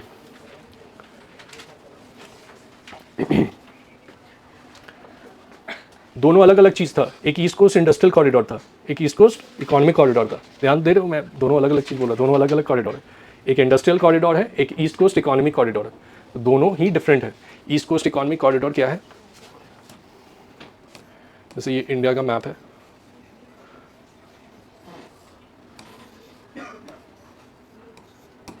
इसमें ये जो कॉरिडोर है हम यहाँ बना रहे हैं चेन्नई से लेके विशाखापट्टनम क्रॉस करके कोलकाता तक, this is east coast economic corridor.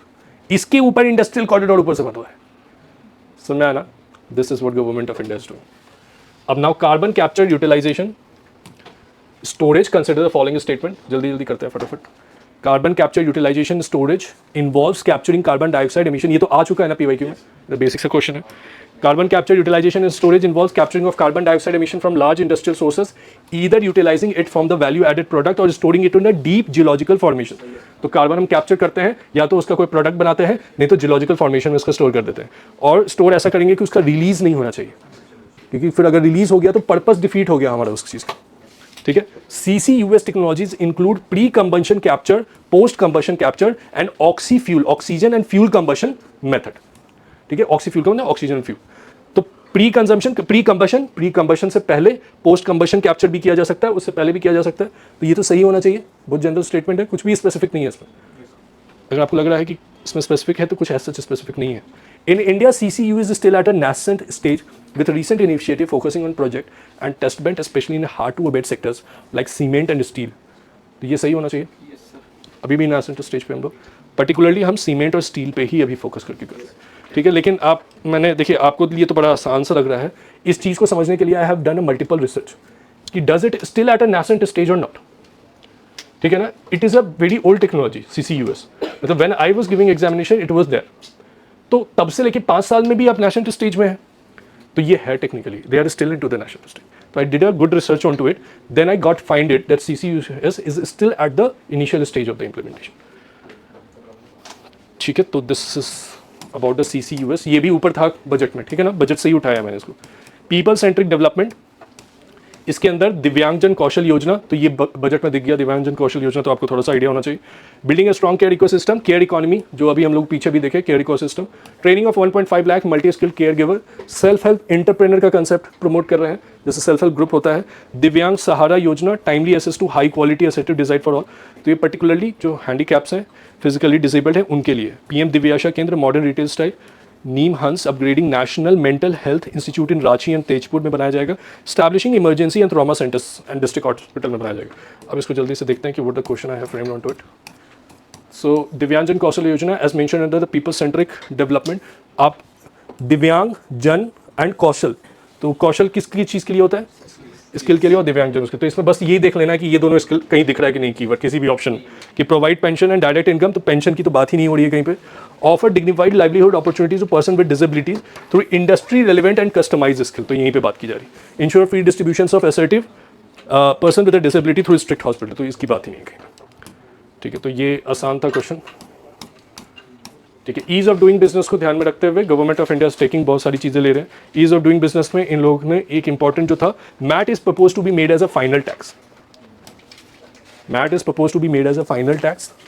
अब मैट को एक बार जरा सा इसमें ध्यान से देखते हैं कि व्हाट इज मैट।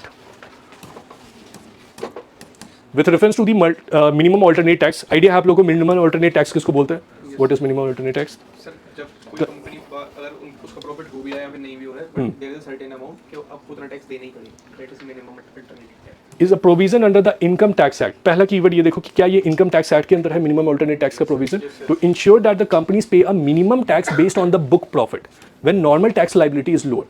तो कभी कभी क्या करते हैं कि कंपनी को टैक्स हम लोग हॉलिडे दे देते हैं कि आप you are not obliged to pay the taxes. उस सिचुएशन में मिनिमम अल्टरनेट टैक्स एक मिनिमम हम लोग बना देते हैं कि इतना कम से कम मिनिमम आप पे कर दो। तो minimum tax based on the book profit when normal tax liability अगर आपका लोअर है तो कम से कम एटलीस्ट इतना पे करो। MAT is applicable to both domestic and foreign company subject to specified exception. तो ये सही होगा। Primary purpose of the MAT is to bring zero tax company with a high profit but low taxable income due to exemption into the tax net. तो यही basically objective है उसका mat का, ठीक है। तो this is also easy to handle. Now next question, physical matter में government of India accepted the recommendation of the commission, retain the vertical share of the devolution at 41%। 16 finance commission आ गया है इसमें। 16 finance commission basically क्या कह रहा है? Government accepted the recommendation of the commission to retain the vertical share of devolution as 41%। तो 16 finance commission के बाद 15 फाइनेंस कमीशन का रिकमेंडेशन बताओ उन लोगों ने क्या किया? ये जो डिवोल्यूशन है इस डिवोल्यूशन को क्या बोलते हैं? वर्टिकल डिस्ट्रीब्यूशन एंड दूसरा एक हॉरिजॉन्टल होता है among the states. Vertical distribution समझ में आ रहा है ना, सेंटर से स्टेट को, ठीक है। तो ये 41% क्या कह रहा है कि government of India accepted the recommendation of the commission to retain the vertical share of devolution to 41%। Retain का क्या मतलब है? What is meaning of retain? जो सेम पहले था, पहले क्या था? 15 फाइनेंस कमीशन। हाँ, 15 फाइनेंस कमीशन में भी 41% था। इन लोगों ने कहा आप उसी को कंटिन्यू कर दो, ठीक है। अब provision of 1.4 lakh crore to the state, the finance commission grant, this include rural and urban. तो ये चलो इसके ऊपर क्वेश्चन देखते हैं finance commission. With reference to the 16th Finance Commission, consider the following statement. The 16th Finance Commission has recommended increase the state share in the central tax. कैसे हटेगा?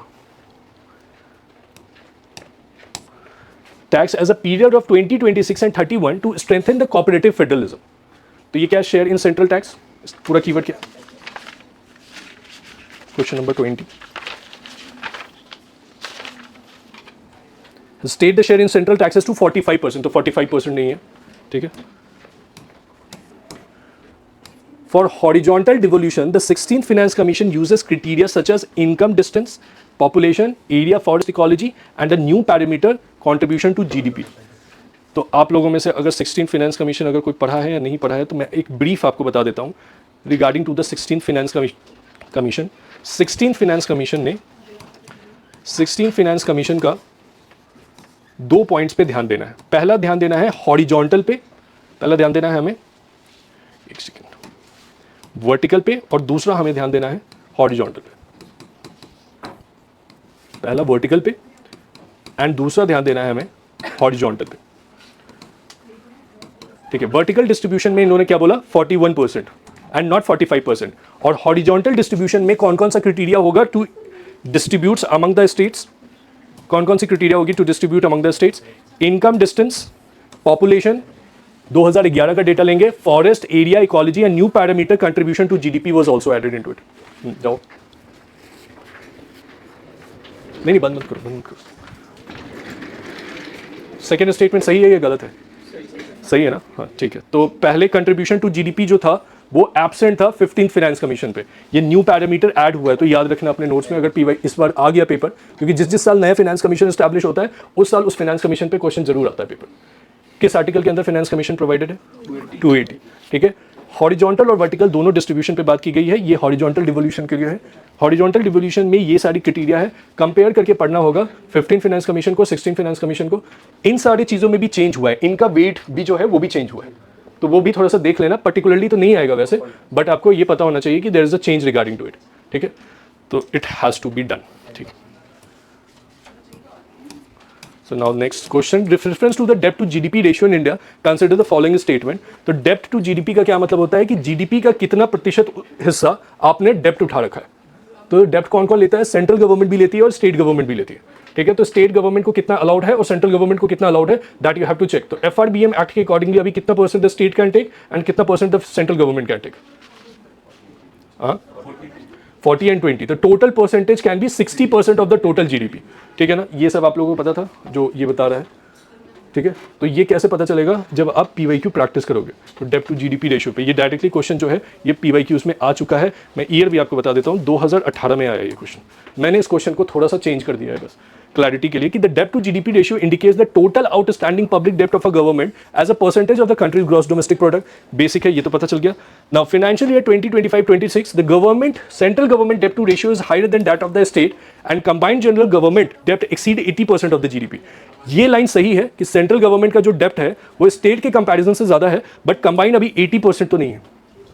80% है, इससे ज्यादा है? कितना है?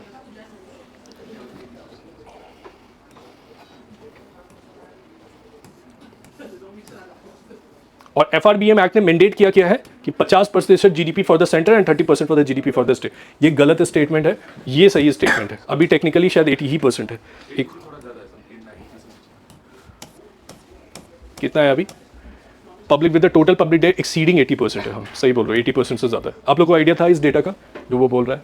उसे पता था? आप लोगों ने आइडिया था इस चीज़ का? बजट ही नहीं देखा मैंने। बजट का नहीं है ये, FRBM एक्ट में तो न्यूज़ में चलता रहता है ना अभी कि कितना टैक्स टू GDP रेशियो आपने उठाया। करंट अफेयर्स में ये सब चीज़ें देखनी होगी। नहीं पता, पहला और तीसरा ऑप्शन पता था, तीसरा गलत है। ये पता। ठीक है, तो अभी नोट में कम से कम लिख लो कि 80% से ज़्यादा है स्टेट कंबाइंड। सेंटर और स्टेट का जो कंबाइंड है वो कंबाइंड डेप्ट अराउंड 29% है स्टेट्स का, और सेंटर का 55-56% है। तो ये 80% से ज़्यादा हो गया डेप्ट टू GDP रेशियो। डेप्ट टू GDP रेशियो अगर ज़्यादा होने लगेगा तो वैसे सिचुएशन में क्या होगी? वो हो जाएगा सर, क्राउडिंग आउट हो जाएगा, क्योंकि गवर्नमेंट ज़्यादा बोरो करेगी तो बेसिकली भरोसा, ट्रस्ट टूट जाएगा सरकार के ऊपर। ठीक है, इन्वेस्टमेंट नहीं आएगी इंडिया में, लोग पैसा नहीं लगाएंगे कंट्रीज में, फिर हमारी रेटिंग्स भी डाउन होनी शुरू हो जाएगी। वो भी है सर, BB माइनस, BBB-। नहीं, अभी रेटिंग इंप्रूव हुआ है। हम लोग लास्ट जो करंट अफेयर्स डिस्कशन किए थे उसमें रेटिंग्स हमारा स्लाइटली इंप्रूव किया है। ठीक है, अभी करंट डेटा के अकॉर्डिंगली हम लोग ने उस दिन न्यूज़ का आर्टिकल भी देखा था इंडियन एक्सप्रेस का, तो वी हैव नाउ चेंजिंग, हमने इंप्रूव किया है। Now next is statement 3 incorrect. हाँ ठीक है, ये तो हो गया। चलो अब आगे बढ़ते हैं। रूपी कम्स फ्रॉम, तो ये एक टैक्स का डेटा है, बजट के अंदर का एक डेटा है कि सबसे ज़्यादा पैसा कहाँ से आता है और कहाँ पैसा खर्च होता है। तो ये डायरेक्ट डेटा के accordingly most of the money जो हमारा आता है, जो आपने बजटिंग और ये पढ़ लिया होगा इकोनॉमिक्स में, तो बजटिंग के अंदर आपने देखा होगा ना कि पैसा capital account, current account, this concept has been done. तो सबसे ज़्यादा पैसा कहाँ से आता है? तो कॉर्पोरेशन टैक्स 18% है, इनकम टैक्स कितना परसेंट है? 21% है, और स्टिल GST एंड अदर 15% है। बोरोइंग एंड लाइबिलिटी से सबसे ज़्यादा पैसा आता है 24%। बोरिंग एंड लाइबिलिटीज़ को हम लोग बजटिंग में कहाँ पे रखेंगे, किस अकाउंट में रखेंगे? करंट में, कैपिटल में रखेंगे ना। ज़्यादा से ज़्यादा पैसा हम लोग बोरो कर रहे हैं। कॉर्पोरेशन टैक्स को हम लोग कहाँ पे रखेंगे, और इनकम टैक्स को हम लोग कहाँ पे रखेंगे, किस अकाउंट पे रखेंगे? पूछ रहे, बता दो। इनकम टैक्स रेवेन्यू रिसिप्ट्स में आएगा, रेवेन्यू रिसिप्ट्स में आएगा, और ये कॉर्पोरेशन टैक्स रेवेन्यू रिसिप्ट्स में आएगा, कस्टम्स रेवेन्यू रिसिप्ट्स में आएगा। नॉन डेप्ट कैपिटल रिसिप्ट, नॉन डेप्ट कैपिटल रिसिप्ट कैपिटल रिसिप्ट में आएगा। GST एंड अदर टैक्सेस कैसे डिफरेंस ये पकड़ रहा है, कैसे ये बता पा रहा है फटाफट? सर जो आ रहा है रेवेन्यू, वो रेवेन्यू रिसिप्ट्स में आएगा। तो ये भी तो पैसा ही आ रहा है, नॉन डेप्ट कैपिटल रिसिप्ट भी तो पैसा आ रहा है। नॉन डेट कैपिटल रिसिप्ट जो है ये वो है हमारे कैपिटल का जो आ रहा है, कैपिटल से आ रहा है जो लॉन्ग टर्म बेसिस पे है। हाँ। रेवेन्यूज किसको कंसिडर किया जाता है? जो डे टू डे ट्रांजैक्शन चलता रहता है। तो जितने भी टैक्सेस हम ले रहे हैं वो डे टू डे ट्रांजैक्शन है ना, ये है कि नहीं? कैपिटल में थोड़ी आएगा, तो लॉन्ग टर्म पे इंटरेस्ट जैसे अगर पे कर रहा है या फिर इंटरेस्ट हमें वापस आ रहा है तो it will be considered revenue receipt, revenue expenditure. अगर हम रिसीव करें तो रेवेन्यू रिसिप्ट को देखिए, पे करेंगे रेवेन्यू एक्सपेंडिचर, रेवेन्यू एक्सपेंडिचर। ठीक है ना, जिसके ऊपर लाइबिलिटी इंपोज ना हो। रेवेन्यू कैपिटल में कहाँ क्या हो जाएगा कि if I am taking a money from the capital, जैसे बोरोइंग कर रहे हैं तो ये लाइबिलिटी है ना टेक्निकल। हो जाएगी तो कैपिटल। तो अब इस ये डेटा आपके लिए बहुत इंपॉर्टेंट है। अगर आप इस चीज़ को अभी नहीं समझ पा रहे हो तो आपको बाद में ये चीज़ समझ में आएगा कि ये जो मैंने आपको चार्ट दिखाया, this is very important chart for you, very important. ये बाद में आपको रियलाइज होगा कि मैंने दिखाया था ये चार्ट आपको। अब क्या होगा कि इसकी अंडरस्टैंडिंग से क्वेश्चन वहाँ बन जाएगा एग्जाम वाले में। ठीक है ना। Now as per the union budget 2020 arrange the following source of union government receipt in descending order of their contribution. तो पहला कैसे? बोरोइंग, फिर income tax, corporation and GST and other. Borrowing का कितना था? 24%। इनकम टैक्स कितना था? Corporation 18। ठीक है, तो इतना तो आप पकड़ लिए। It is a favourite question of Kapuria sir who was teaching in economics in Vajiram. तो he keep asking this in the class कि आपको पता होना चाहिए कि सरकार के पास पैसा कहाँ से आता है और सरकार उन पैसे को कहाँ खर्च करती है, उसकी क्लैरिटी आपको बहुत अच्छे से पता होना चाहिए। इसलिए मैंने ये क्वेश्चन फ्रेम कर दिया और ये एग्जाम में आ सकता है।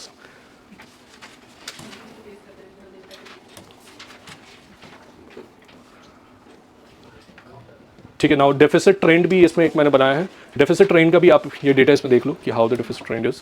तो फिजिकल डेफिसिट क्या हो रहा है, ग्रेजुअली वी आर डाउन कर रहे हैं, ठीक है। Revenue deficit is also gradually declining. Now my question is what कि FRBM एक्ट ने क्या टारगेट दे रखा है हमें, 4.5% FRBM act fiscal deficit 4.5%, revenue deficit अब रिमूव कर दिया, रेवेन्यू डेफिसिट हटा दिया है। FRBM एक्ट में क्या कितना है, 4.5% for the physical deficit. When it was enacted उस टाइम पे कितना था, तब 3% था, 3% था फिजिकल डेफिसिट और 0% था रेवेन्यू डेफिसिट, ठीक है। 0.5 escalation. Later due to the covid के एंट्री के बाद वी हैव इनलार्ज कि हमने 3 से 4.5% कर दिया। तो आप अब इस देखो कि 4.30 पे तो हम लोग ऑलरेडी पहुंच ही गए। तो ना जो क्वेश्चन मैंने फ्रेम किया है उसको अगर ध्यान से देखते हैं, the recent physical trend both physical deficit and revenue deficit show a declining pattern, ये तो सही है। As a percentage of GDP from 2020-23 and the fiscal concept, under FRBM framework, the government has reduced the fiscal deficit to below 4.5% of the GDP. ये सही है, इतना ही है ना, reduce the fiscal deficit below 4.5% of the GDP, इस पे ध्यान देना है 4.5%। याद रहेगा ना आप लोगों को FRBM Act के अंदर, the questions can be asked from the FRBM Act. Which committee was established regarding to the FRBM Act? जिनका रिकमेंडेशन था कि 4.5% आप कर दो, कोविड का फेज आ गया। एनके सिंह कमेटी थी ना, उन्होंने ही बताया था ना ये चीज़।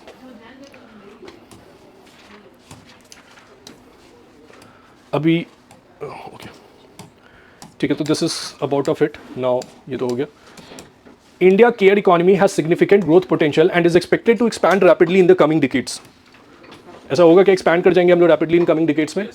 इसका रीजन क्या है, India population is ageing rapidly with the rising number of elderly people and increasing demand for the trend care giver while sector remains largely informed and under developed, ठीक है। तो केयर इकोनॉमी पे जो पूछा है उसका यही रीजन है, ठीक है ना। इस पे मेंस पे भी क्वेश्चन आ चुका है, अगर आप लोगों को मैंने मेंस की आंसर रेटिंग कराई थी तो उसमें केयर इकोनॉमी का कंसेप्ट था। आपको समझ में आ रहा है बजट से कैसे कोरिलेट हो जाता है मेंस? नहीं, we are also aging rapidly by 2050 we are इसमें कर रहे हैं हम लोग, aging rapidly with the raising number of elderly people and increasing demand for the trend. देखो एजिंग रैपिडली हो रही है इंडिया में, इसलिए हर साल तुम देखोगे क्वेश्चन में डेमोग्राफी से एक क्वेश्चन जरूर they asking, they putting one question from the demography.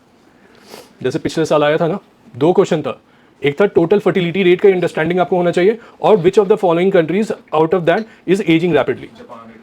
हाँ, तो ये बजट में चल रहा है, आपको कोरिलेशन समझ में आ रहा है ना कि घूम फिर के एग्जाम में क्वेश्चन यहीं से आने वाला है, फिर से इस साल भी इसी से क्वेश्चन आएगा। Now going ahead with the next question, assertion reason as per the unit budget 2026 the turtle train, तो आसान इजी क्वेश्चन है, आगे बढ़ जाते हैं फिर इसको छोड़ देते हैं।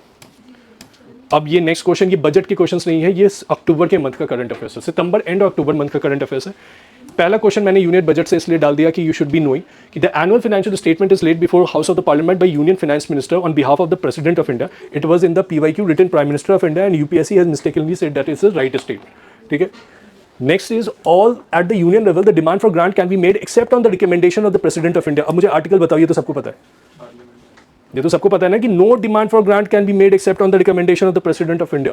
जो एनुअल फाइनेंशियल स्टेटमेंट ही आप लेके आते हो, कौन इंट्रोड्यूस करता है annual financial statement? Money bill, it was introduced by the president. तो कोई भी डिमांड ऑफ ग्रांट बिना इसके रिकमेंडेशन के कैसे हो जाएगा? समझ लो ना मैं जो बता रहा हूं, किस आर्टिकल के अंदर है? 113 clearly provides for no demand for grant shall be made except on the recommendation of the president. 112 में वो और 113 में ये,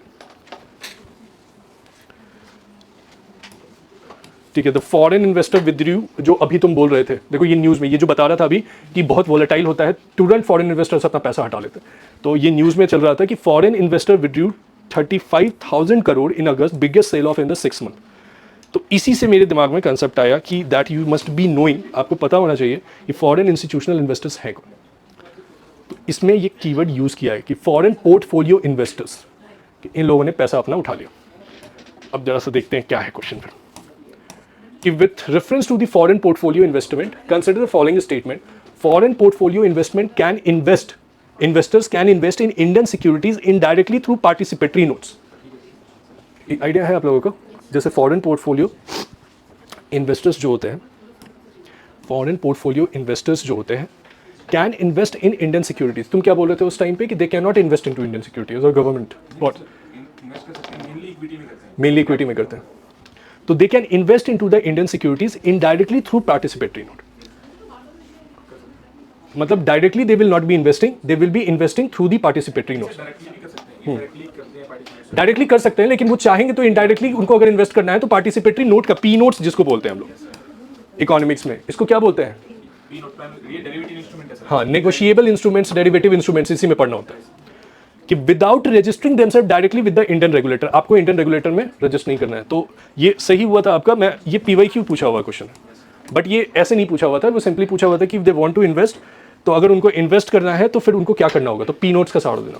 ना the foreign portfolio investment does not involve managerial control over the investing company, जो बता रहे थे there is a difference between FDI, FPI and FIIs। तो अगर ये फॉरेन पोर्टफोलियो इन्वेस्टर्स कर रहा है तो does not involve in manager control कब आएगा? FDIs जब होगा तो आ जाएगा। हालांकि अगर इसमें ये भी देखा है कि somewhere it is written into there कि 10% का भी इन्वेस्टमेंट कर देते हैं तो they may get a manager 10% limit equity में, कि 10% के अराउंड FPIs अगर इन्वेस्टमेंट कर दिया तो that will be consider as a कि उसके FDI का रीजनिंग लेने लगेंगे। ठीक है ना? आप लोग, मैं जो बता रहा हूँ आप समझ रहे हो ना? Yes sir. मतलब आधा अधूरा नहीं समझ में आना चाहिए, आए तो पूरा समझ में आ जाए। 10% का मतलब जैसे मेरे दिमाग में अब तक ये था कि उसको 51% करना पड़ेगा FDI लेने के लिए, बट ऐसा नहीं है टेक्निकली, 10% है। ठीक है ना? Foreign portfolio investors in India are regulated by security exchange board of India. तो ये तो सही स्टेटमेंट, सिक्योरिटी एक्सचेंज बोर्ड ही देखता है जितने भी इन्वेस्टमेंट इक्विटीज सब होता है, SEBI इसको देखता है। ठीक है ना? तो आई होप कि थोड़ा सा आइडिया होगा, आया होगा। अब मेरा ऑब्जेक्टिव था आपका अटेंशन ड्रॉ करना FDI, FPI और FIIs पे। तो अब आप कम से कम नेक्स्ट टाइम जब आप पढ़ोगे कंटेंट अपना, तो you will be focusing on the FDI, FPI और FIIs क्या होता है, you may get a more clarity on to it.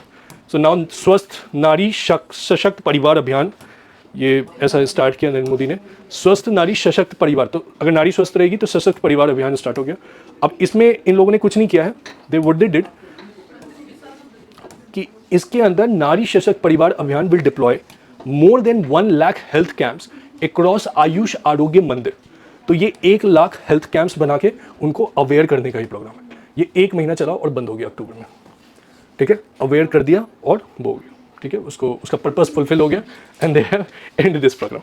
ठीक है? तो अक्टूबर में चल रहा था ये प्रोग्राम, तो ये एग्जाम में नहीं आएगा, बट स्टिल आपको इस वाले से बस ये समझने की जरूरत है, जैसे क्वेश्चन जो है उसके अकॉर्डिंगली देखते हैं कि विद रेफरेंस टू दी स्वस्थ नारी सशक्त परिवार अभियान, consider the Abhiyan primarily targets women and children with an emphasis on reducing maternal and child mortality through comprehensive health screening and immunization period। समय समय पे ये चीज़ें होती रहनी चाहिए, अवेयरनेस होती रहनी चाहिए, इम्यूनाइजेशन सपोर्ट मिलते रहना चाहिए। हो सकता है कि आपका प्रोग्राम चल रहा है लेकिन रूट पे लोगों को नहीं पता है ना? जैसे मेरे गाँव में बहुत कम लोग ऐसे जानते हैं, तो वैसे सिचुएशन में you need to aware them regarding to that. तो उसके लिए कैंप लगाया है लोगों ने। One of the key objective of the अभियान is to conduct large scaled health camp. Health camping की गई, इसके अंदर स्क्रीनिंग, हाइपरटेंशन, डायबिटीज, कैंसर और अदर हेल्थ केयर के रिगार्डिंग अवेयर किया गया। अभियान का इंप्लीमेंटेशन नीति आयोग ने किया है, तो ये एक्सेप्टेबल है कि वो अभियान को नीति आयोग उतर के इंप्लीमेंट करने चला जाएगा रूट पे। उसका काम तो ऊपर है कि बना दिया प्रोग्राम और बोल दिया कि अब आपके काम है तो रिसोर्सेज को इंप्लीमेंट करना। ठीक है? तो आई होप कि ये सब चीज़ें आप लोग पकड़ ले रहे हो, तो अच्छी बात है। अब नाउ नेक्स्ट क्वेश्चन।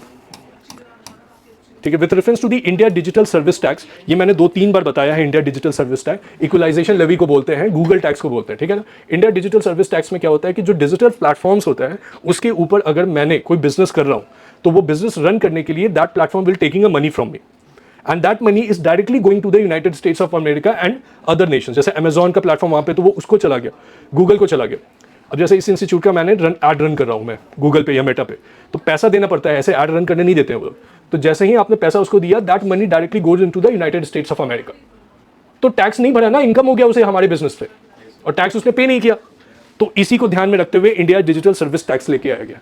तो India digital service tax known as equalisation levy was introduced by tax revenue earned by the non resident digital company जैसे Amazon, Google, these. Now the present India impose 2% digital service tax. अब देखो present में इसको abolish करवा दिया गया है pressure डाल के। इंडिया से ये बाकायदा इंडिया को प्रेशर डाल के ओईसी, कौन सी कंट्री, किसने करवाया ये चीज़? फ्रेमवर्क है हमारा, OECD का फ्रेमवर्क है। हाँ, OECD का फ्रेमवर्क है, उन्होंने पुश कर करके इंडिया से डिलीट करवाया है। तो इंडिया ने इसको हटा दिया इस साल से।